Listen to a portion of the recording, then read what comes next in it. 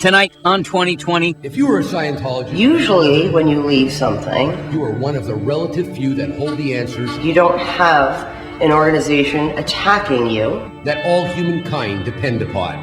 Following you. You mean something like this? Having a stranger lurk around a quiet residential street in West Allis, Wisconsin? The people down here called the cops and they said, listen, there's a guy out here looking in a house and we think he might be a drug dealer.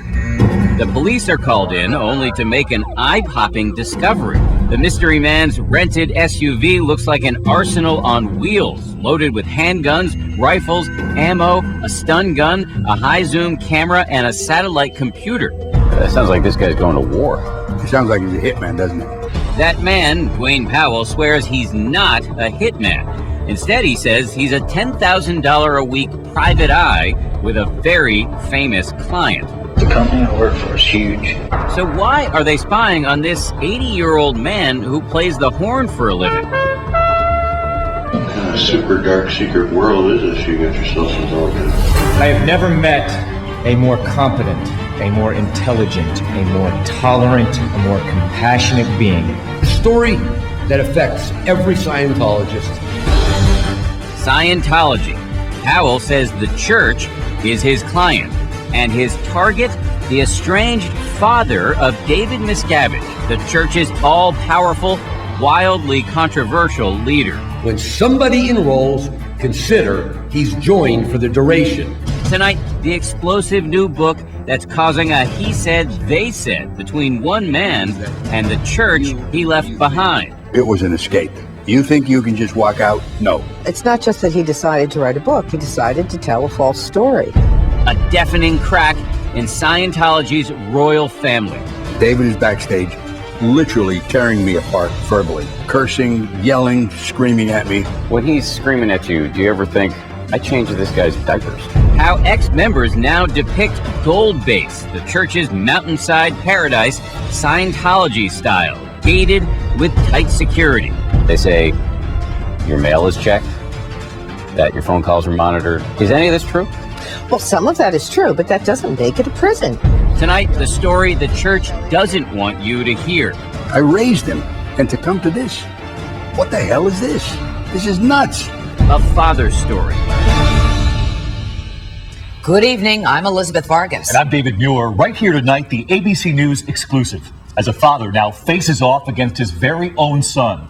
And not just any son, but the powerful leader of the Church of Scientology, David Miscavige. Revered by some, reviled by others. And now the subject of a blockbuster new book titled Ruthless, which comes out next Tuesday. The publishers tell us that lawyers from the church asked them not to release it. So what's in it that has the church on high alert? Dan Harris finds out. You have written a whole book about your son, and you've called the book Ruthless. Yeah. It's a pretty damning charge to level against your own child. He wasn't always that way. When he was a kid, I am telling you, he was a lovable kid. Ron Miscavige says long before his son became the almighty leader of one of the most controversial new religions on the planet, how much must one do to call themselves a Scientologist? Before all those speeches to cheering crowds of believers, and before all that elbow rubbing with celebrity Scientologists such as Tom Cruise, John Travolta, and Kirstie Alley, David was just a regular kid growing up in this middle-class neighborhood in Willingboro, New Jersey. They had 4 kids over there. Phyllis and Gil had 2 girls. Aluminum siding, public swimming pools, children bicycling in the street. Ron, a salesman and aspiring musician, is raising 4 kids with his wife Loretta, the oldest, Ronnie, David and his twin sister Denise, and their younger sister Lori. So you spent 12 years right here on the street? 12 years right here, yeah. Ron says young David was a strong student with an even stronger will. David's not a big kid. Not at all. And yet he was getting into fights. He was a tough kid. I mean, for his size, he's like a stick of dynamite, you know?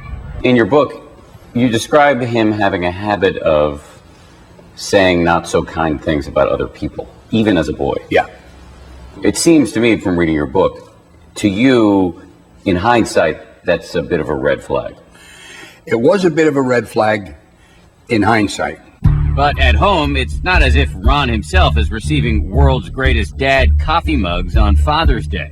Marriage-wise, we didn't have a great marriage at all. We had strife, and there was some domestic abuse, which I don't ever feel good about, and I don't think you can make excuses for that no matter what or how much time goes by. When you say domestic abuse, what do you mean? I'd strike her. I'd hit her in the arm or something like that. In front of the kids? And in front of the kids, yeah. Ron's mea culpas notwithstanding, the church says his acts of domestic violence are much more serious and more frequent than he admits. In fact, the church says the book, co-written by another former church member who's now a fierce critic of church management, is filled with half-truths and outright lies. It's, in my view, a literary forgery. The church rarely grants on-camera interviews, but it's taking Ron's book so seriously that it dispatched attorney Monique Yingling to discredit the author. What has David Miscavige's response been to this book? I think he's, on a personal level, I think he's probably very, very sad that his father would do this. There seems to be no explanation except that his father is trying to make a buck off of his name. This unusual family history and subsequent family feud was set in motion in 1968 when Ron first hears the word Scientology at a business meeting. What was it about the word Scientology that got you so interested? I don't know, but it did. All I heard was Scientology, and I thought, what is that? Ron soon learns that Scientology is a new religion founded by the science fiction writer L. Ron Hubbard. There are certain evils in society which definitely should cease, and we are taking some responsibility for them. So I went to a place where there was a guy who was teaching Scientology. He would do drills to teach you better communication. So it was useful for you, I would imagine, as a salesman, yeah, and also as a guy who was in a marriage that had a lot of arguments involved. Yeah. And he says Scientology works wonders for him. Soon he starts paying for one of the central practices of the faith, a sort of counseling called auditing that uses a Scientology device called an e-meter. Look, I didn't know what I was looking for. I knew I was looking for something. And when I got in Scientology, I felt that I found what I was looking for, which did have a lot of answers to life.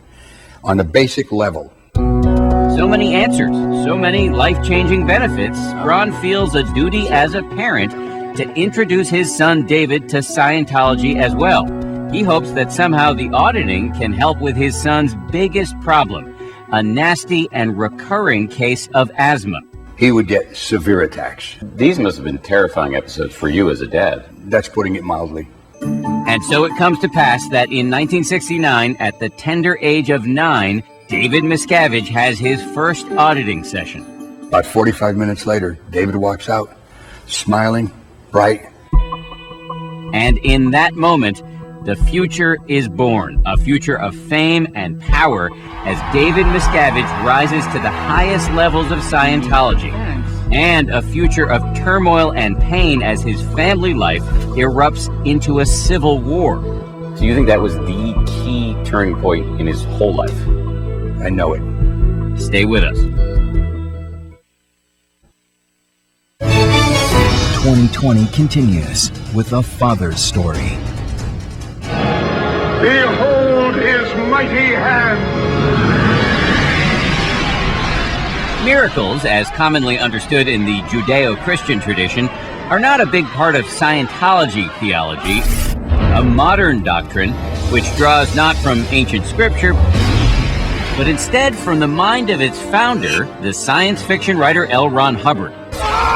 This is the critically panned movie version of Hubbard's novel, Battlefield Earth.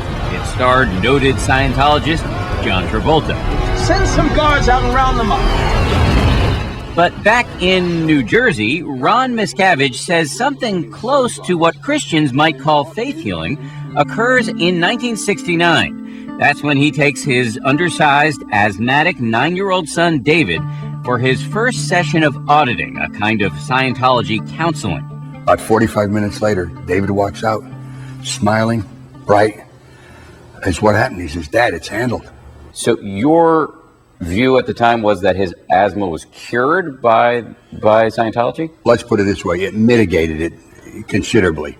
I think it was at that moment that he decided he's going to do something with this. So you think that was the key turning point in his whole life? I know it. I know it. According to Ron, this moment is a sort of conversion experience for the entire family. Now everybody starts studying Scientology, with David setting himself apart as something of a prodigy. What do you think he was getting out of it? Satisfaction that he was helping somebody. This is my compositions. By the year 1975, Ron's music career hits a high note. He even puts out this rather groovy album, while David's Scientology career is really taking off. He's now a young auditor, and he decides to join the church's priestly order, the Sea Organization, or Sea Org. The group's distinctive look, medals, gold ribbons, and dress whites, were modeled in part on Hubbard's own time in the U.S. Navy. I want to go and help L. Ron Hubbard. And I thought to myself, hey, I'd be pretty proud of him. So I said, okay, I'll help you whatever I can. David heads to Scientology's spiritual headquarters in Clearwater, Florida, which involves signing a billion-year contract, meaning you agree to work for the Sea Org in your future lives. While in Clearwater, he meets Lois Riesdorf, who says she recruits David to join the Commodore's Messenger organization, L. Ron Hubbard's personal elite unit within the Sea Org. He was very, if I could say, gung-ho, had a lot of spark. When he was 16, he was a climber. He wanted to be at the top. And he gained a reputation of being really tough, like you didn't mess with him. Pretty soon, David finds himself in the orbit of the founder, L. Ron Hubbard, who has gone from writing science fiction to writing volumes of sacred Scientology texts. Teenage David moves west without his family, where Hubbard, sometimes known by his initials LRH, is building secret new bases and shooting Scientology training films. Dave ended up being a cameraman, but in the beginning, we used to call him the Kid, and LRH would call him the Kid. While Ron Miscavige is back east selling cookware and cutlery, what his son is doing during this period of time is a matter of intense dispute. The church is adamant that Hubbard decided early that David Miscavige would eventually succeed him. There never ever was any doubt whatsoever that Mr. Hubbard intended Mr. David Miscavige to be the leader of the religion after he had departed this life. That's not how Lois Riesdorf remembers it.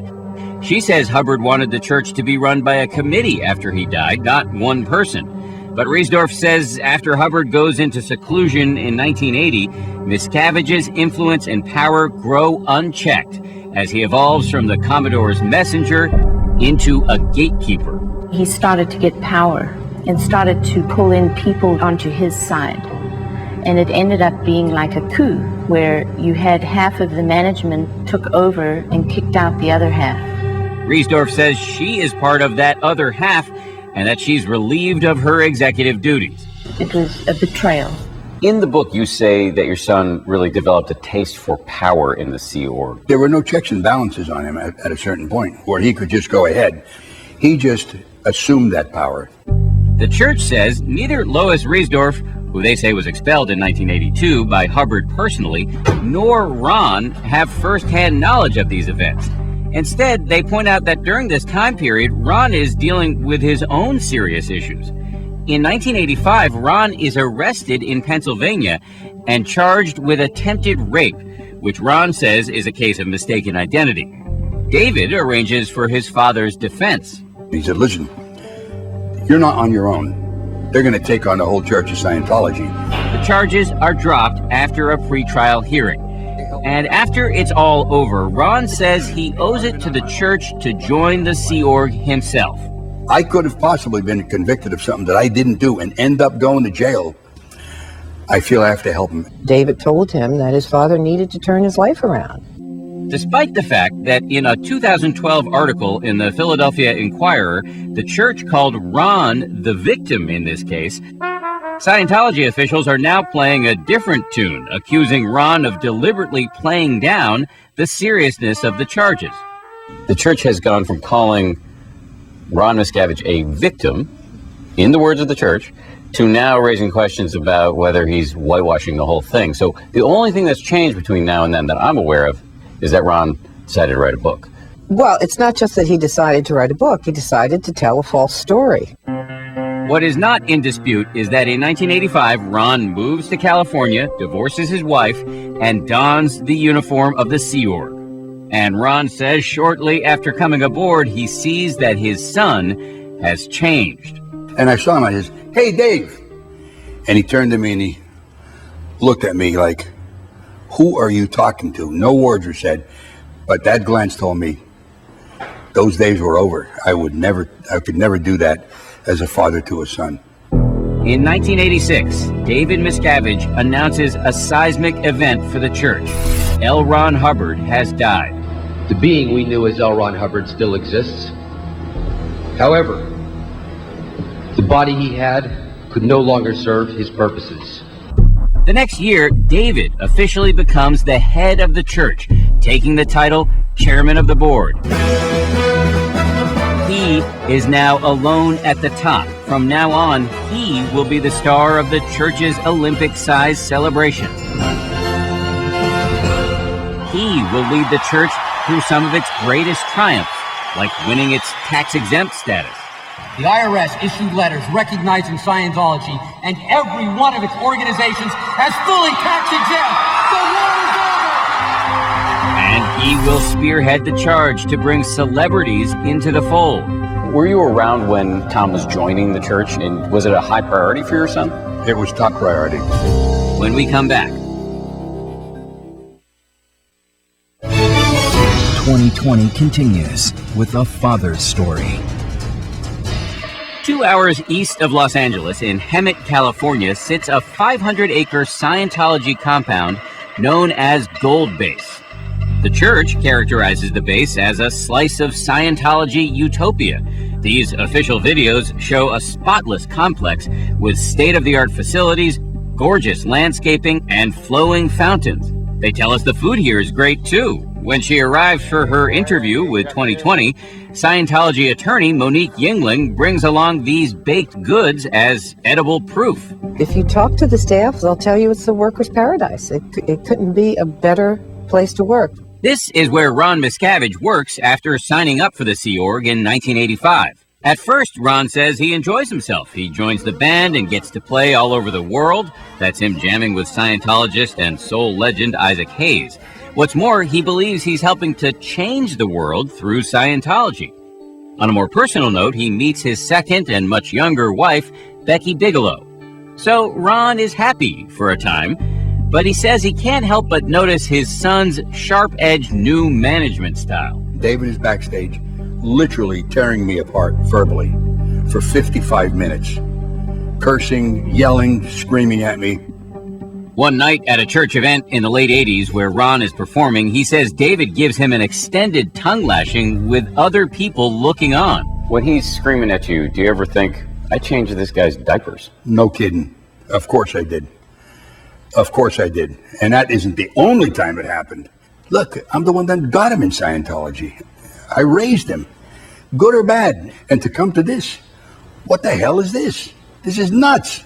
The church insists Ron doesn't actually know much about David's management style because they simply didn't spend much time together. The thing I find disingenuous. David was busy with much bigger things, like conducting this live interview on ABC's Nightline with Ted Koppel in 1992. You want to bring me up an allegation, you confront me with it. And of course, there were the celebrity Scientologists to manage. I'm gonna get there first. Like King of Queens actress Leah Remini, now a vocal ex-member who published her own memoir about her life in the church, Troublemaker, last year. I think David Miscavige loves his position and power, and he uses that power to hurt people and comes down hard on anybody who questions him. Leah is a big deal, but there is no more prominent celebrity Scientologist than Tom Cruise, with whom David bonds in 1990 during the filming of Days of Thunder. What's the relationship between your son and Tom Cruise? Tom Cruise thinks that David is the top Thetan or top spiritual being on this planet. The top spiritual being on this planet? Yes, now that L. Ron Hubbard is gone. They're like the best of buddies. You never let me out. What is the difference between being a Sea Org member and being a celebrity in the church? Well, it's like, getting to be at the cool table. For those not at the cool table, life at Gold Base can allegedly be more harsh than these glossy church videos might suggest. By 2006, Ron and Becky move on to the base, as most staff members are told to do, and soon, he says, they start chafing at some serious restriction. I'm living on a compound where your mail going out is read before it's sealed and sent out, where before you get your mail, it's opened and read before you get it. And your phone calls? Phone calls, you're on the phone, somebody else is listening on an extension. I was in charge of the security in all aspects for every acre of property here. When 2020 visits Gold, we bring along Gary Moorhead, a former Scientologist turned critic who says he was once director of security for the church. It would go through people's personal belongings out at their birthing, where they slept, obtaining bank records, date of birth, passwords, any personal information, where their family addresses were. Former Scientologist Mark Fisher says when he tried to leave the church in 1990, his one-time roommate, David Miscavige, exploded. He was kicking, pulling at me, pulled my hair, punching at me. I have no idea how long it went on. Finally stopped. And then I reached behind my head because it felt kind of moist, and I pulled my hand back, and my hand was bloody. And I said, you made my head bleed. We spoke to a man named Mark Fisher who claims that in the summer of 1990, David grabbed him by the throat and kicked him and punched him. To your knowledge, is any of this true? Not that I know of. But we have heard from numerous former staff members that David Miscavige has at times punched, kicked, and even choked Scientologists. To my knowledge, that is not true. Why do you think they're saying this? Because I think they believe it is a way to somehow get at David Miscavige. He is so caring. The church sent us 126 interviews they recorded with their parishioners praising their leader. He has a heart of a lion. Dedicated to our religion. Mr. Miscavige is an amazing person. I will love him forever. Ron's testimony is different. He says by the late 2000s, the crushing workload, the discipline, and lack of sleep on the base become unbearable. The church rejects those claims, telling us long and hard hours and a restrictive lifestyle are part of the mission Sea Org members sign on for in those billion-year contracts. They're very proud of what they do, and they may work hard, they may work really long hours, even longer than we do, but they enjoy it. As for Ron, he was working with first-class musicians in one of the best studios in the world. He had nothing to complain about. To prove it, the church has provided 2020 with pictures of Ron at leisure, enjoying fancy birthday meals provided by his son, and even getting a car for his birthday from David and his two daughters. My name is Peter Schless. I'm a songwriter. The church also sent us video testimonials from Ron's former bandmates. Ron was an embarrassment to me, personally. And letters in which those band members call Ron lazy, say he used racial and ethnic slurs, was a poor musician, and a disgusting pig. Do you know of any other church that criticizes former members in the way in which Scientology does? Well, I think it all depends on the circumstances. Certainly, you see that happen with respect to the Vatican and so on. When the Vatican gets attacked, I mean, they have something to say about the attackers. If somebody leaves the Catholic Church, do you really think they're going to be on the receiving end of this level of vitriol? Because people leave and criticize the Catholic Church all the time. Yes, exactly. And I do think that if people in the church are asked for their opinion of this particular person, that you may well get the same kind of criticism. But it's not as if the people were just randomly asked. This is the church itself asking its parishioners, videotaping it, and giving it to ABC News. Well, again, the facts are what they are. Ron points to this video saying if he was as bad as his former colleagues now say, why then was he allowed to play at this birthday party the church threw for Tom Cruise aboard its luxury ship, the Freewind? There's David and Tom rocking out while Ron performed. Looks like fun, but Ron also remembers a much less pleasant aquatic experience. He says he was subjected to a practice called overboarding. a disciplinary measure in which a Sea Org member in trouble is thrown into the water, clothes on. It can be done with respect to one individual if there's, some sort of an ecclesiastical discipline thing, or it can be done as a group. The church says overboarding is voluntary. Ron disagrees. I'm going out there and I'm thinking to myself, this is straight lunatic asylum stuff. This is going to make me better. The only effect it had on me is make me all the more want to possibly get out of there. And that is exactly what Ron and Becky decide to do. Coming up, Ron says sayonara to Scientology. That was like a moment of truth for me. But Scientology does not say sayonara to him. Ron Hubbard said, don't defend yourself, attack. And that's how they operate. Stay with us.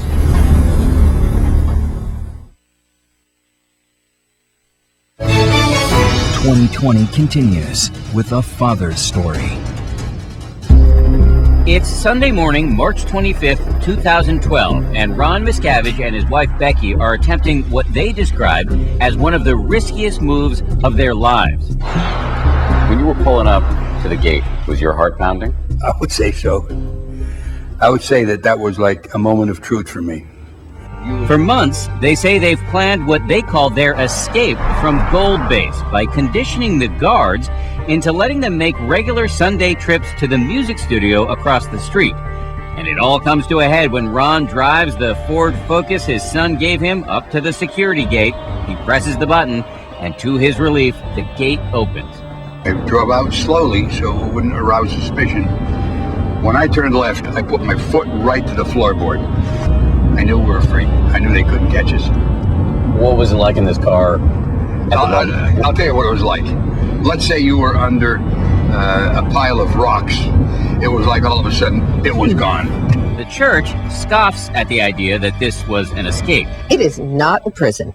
People can come and go as they please, and they do. You call it an escape. Was it really an escape? As opposed to what? Just leaving? No, it was an escape. You can't leave. You think you can just walk out? No. You will be stopped. I escaped. I wouldn't open up the gate. I'd send my rover guard down there to meet up with him face to face in case he started scaling it, and I'd try to calm, cool, and collectively talk to him on the intercom. Gary Moorhead, the former security chief at Gold, says he had many ways to discourage would-be deserters from leaving and ways to track them down if they did. Nobody would ever try to scale the mountain because it takes you nowhere. We'd figure out how much time they've been gone, when they were last seen, how far away could they be. The amount of sheer pressure that I would get until that person was back here was incredible. Once Ron and Becky are off the base, they drive for 3 days, heading straight to Wisconsin, where Becky's mother lives. What were those first few hours and days like? Undescribable. Undescribable. When Leah Remini hears that Ron, the chairman of the board's father, has left, she reaches out. I tracked him down.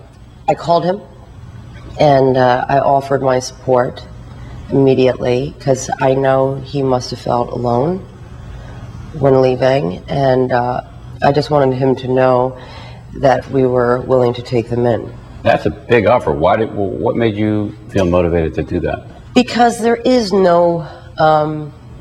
really is no place for them to go unless they have family, which is very rare outside of the church. That may be why, despite all of Ron's complaints about David and the church, he soon sends his son a letter asking for money.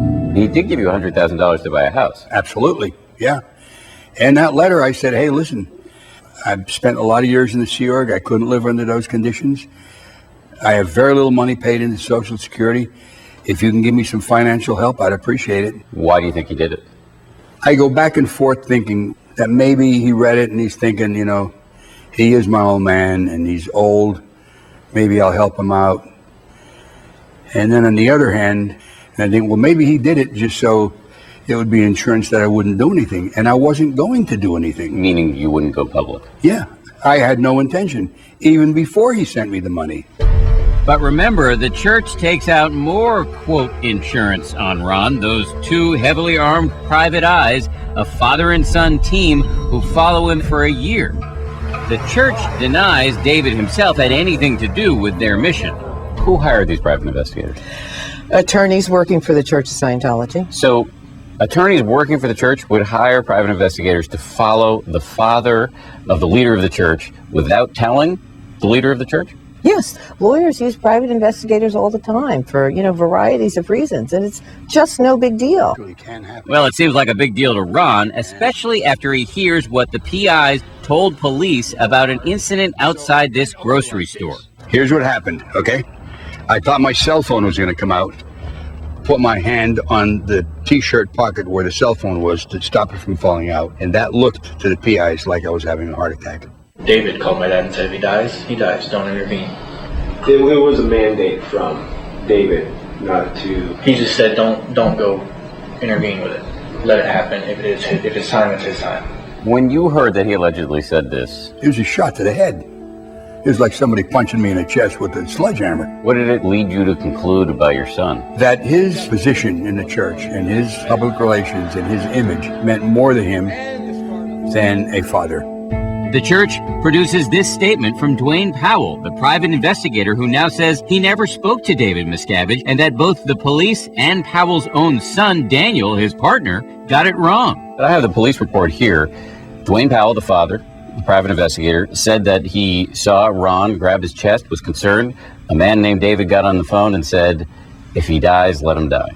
It's not true. And Dwayne Powell has said that it's not true. The police stand by their report, telling us, quote, there is no confusion. With the church, they will deny everything. Probably going to come out with stuff on me that's going to make me look like I'm the worst person who ever lived. This is their modus operandi. Ron Hubbard said, don't defend yourself, attack. And that's how they operate. Coming up, it's Miscavige versus Miscavige as Ron's other children join the fray. Here are some of the things your daughter's saying. Quote, our father beat our mother senseless in drunken tirades, averaging 2 violent attacks with his fists per week. It's such a lie. It's beyond belief. And 2020 tries to speak to the man at the center of the storm, David Miscavige himself. We were hoping to talk to David Miscavige, and he's here today. Stay with us.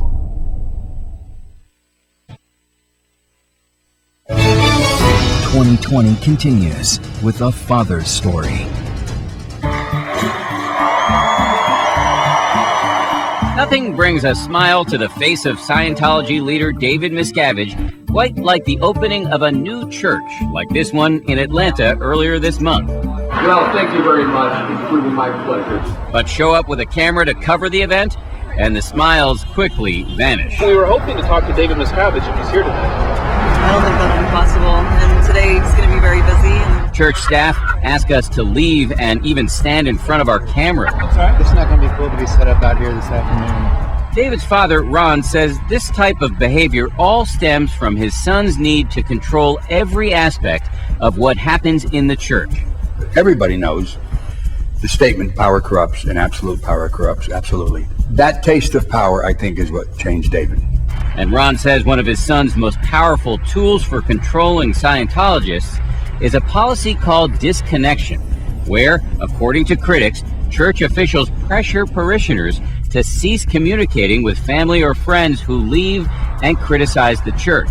I think it's terrible. I don't think you could do a worse thing to a person than have him split up his family so they won't talk to you anymore. You lose your children. And they do it. This is what Ron says happens with his 2 daughters, Denise and Lori, not long after he leaves the church. They won't talk to me. My grandchildren don't talk to me, which is their kids. And I've never met some of my great-grandchildren. I don't even know how many there are. That is terrible. That is terrible, okay?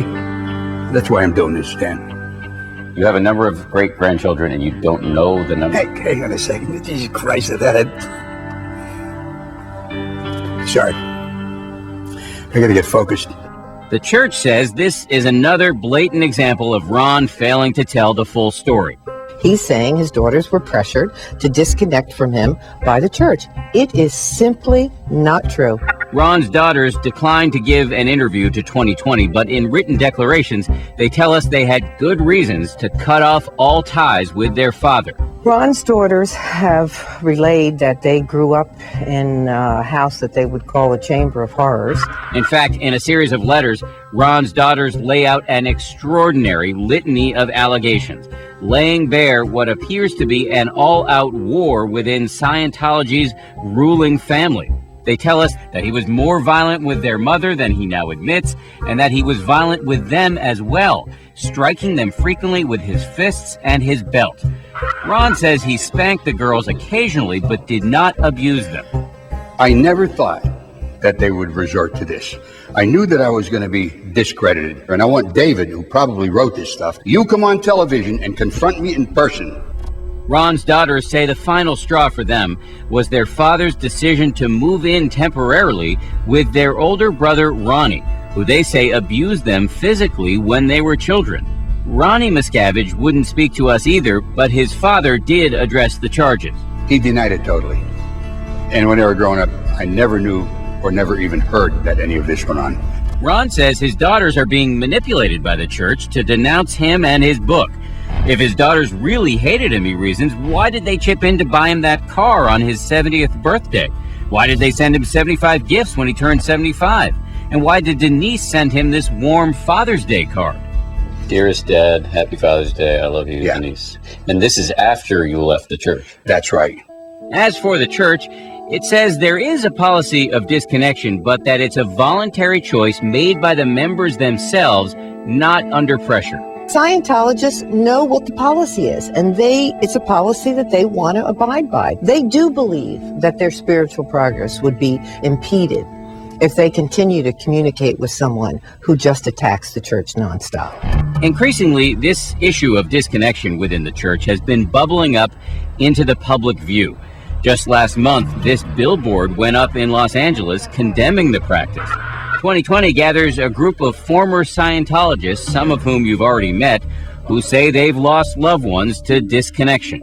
By now, it may not surprise you to hear that the church denounces all of these people as enemies of Scientology, whose relatives had ample reason to cut them off. My name is Skip Young. My name is Shelley Britt Correas. My name is Lori Hodson. This is my sister. This is my son, Craig. These are my children, Jeremy and Jessica. And that's the reality of the Church of Scientology under David Miscavige's regime.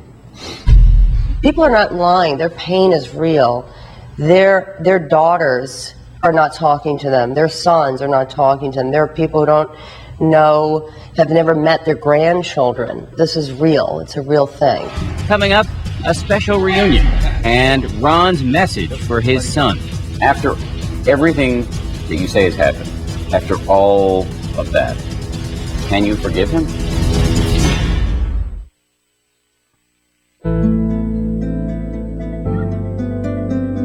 On a recent afternoon in Hollywood, not far from iconic Scientology buildings, a reunion between two veterans of the church.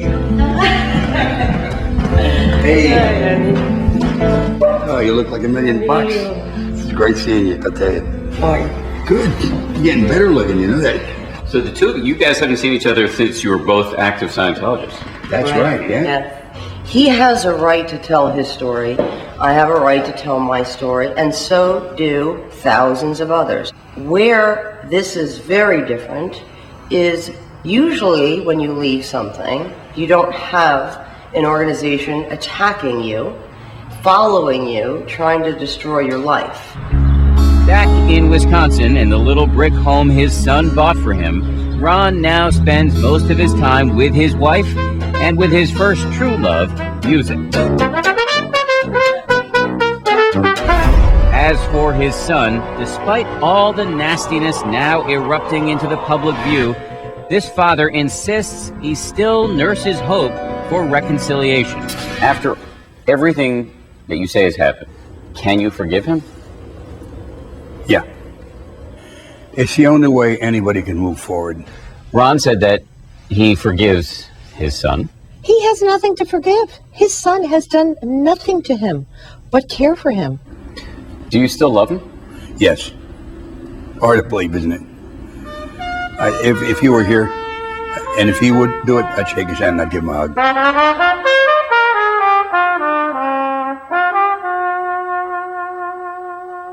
And it's worth noting that the book Ruthless is dedicated to Ron's children, including David Miscavige, and the great-grandchildren he's never met. So our question for you right here tonight about the controversial policy of disconnection. Could even the most deeply held religious convictions cause you to completely break apart from your own family? Let us know your thoughts on Facebook and Twitter. Incredible hour from Dan Harris tonight, and he'll have much more on Nightline a little later. Thanks so much for watching. I'm Elizabeth Vargas. And I'm David Muir from all of us here at 2020 and ABC News. Have a great evening and a great weekend.